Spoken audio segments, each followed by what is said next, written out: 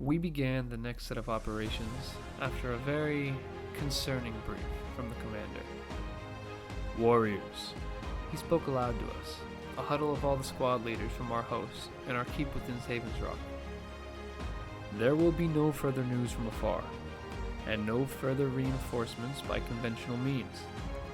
We are on our own for the time being. Wars elsewhere require our brothers and sisters' attention, and thus we're left to our own devices. Operations will continue as planned.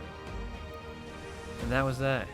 There is no opportunity for discussion or question, simply a statement of the truth we now faced. It was us against the rest of Gur. We briefed our men, and then gathered everyone to prep for battle. For all we knew, it was once more the time to be tested in the field. Our first fray was once again face to face with that other storm host, clad in silver Sigmarite. Though, with significantly less in their number at present, they were augmented this time by a mega gargant. The battle began, and forward came the lumbering giant, clearing swaths of land with ease as our forces tried desperately to try and cease its movement. The entirety of our forces focused in on the mega gargant.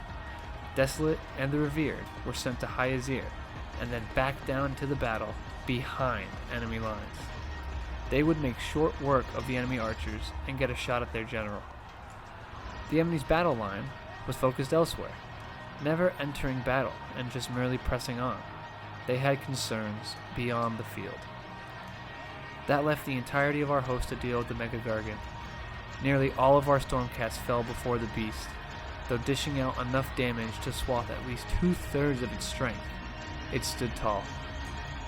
The Desolate and the Revered took out the enemy's archers entirely, and engaged in combat with the enemy's general. They dealt a good handful of damage, and a few more swings would spell the end for the enemy general.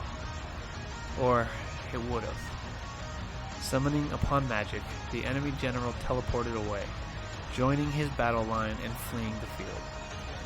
This spelled a loss for our forces, as the enemy storm host was going to be left unchecked to search about as they pleased. There was a bright side to the fight. Whilst beaten, Vigilant was the only unit to take a casualty, out of all of us, and shortly after the battle, they were recouped fully at our wellspring.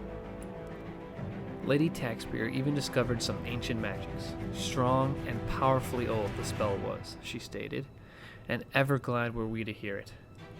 And lastly in the fray, Desolate learned some valuable combat tactics. Our short respite was cut short, as the sky split open and outspewed demons. Those wretched demons. Our host had not fared well against demons as of yet, though these were new to us. Demons of Slaanesh, rising a watchtower in the center of the battlefield. That could not be permitted.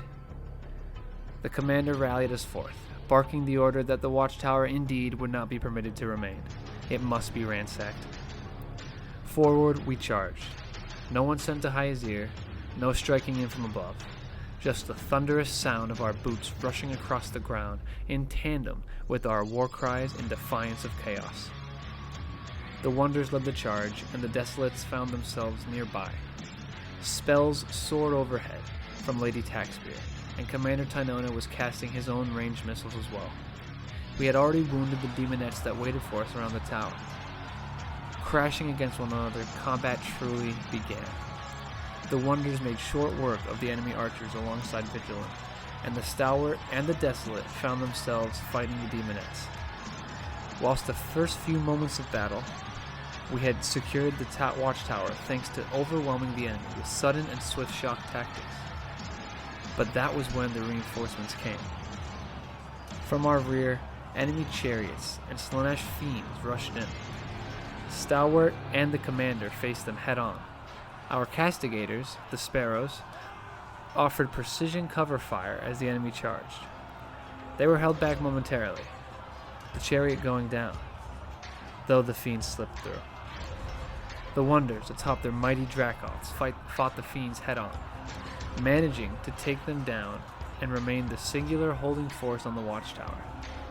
With some quick final blade work, the Desolate cleared the area of all but a single demonette and the enemy general. Having them outnumbered, they could not stop us from ransacking their watchtower, and the day was won.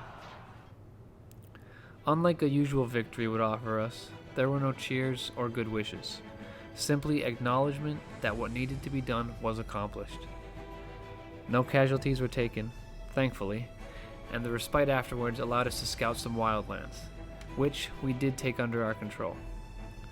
Moving back towards our wellspring, the commander and Lady Taxpear took a moment to themselves, to treat each other's wounds in the healing waters, and most presumably to steal a few moments just for each other. Thankfully, they were back to full strength from previous injuries, leaving our force very nearly at full strength. Once we returned to Havens Rock, we were pleased to see a second barracks had finished its construction, though somewhat somber that this week there would be no new allies to fill it. The men busied themselves with preparing for our next set of operations that would surely be coming in the days ahead. It was during this time Commander Nona was seen on top of the walls, staring skyward.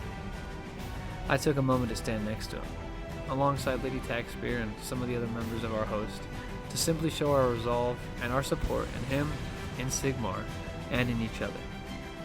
The commander turned to us, nodding once, conveying all that he needed to in that one action, and yet he spoke briefly. "Watch the skies, men. Aid will come by way of the clouds."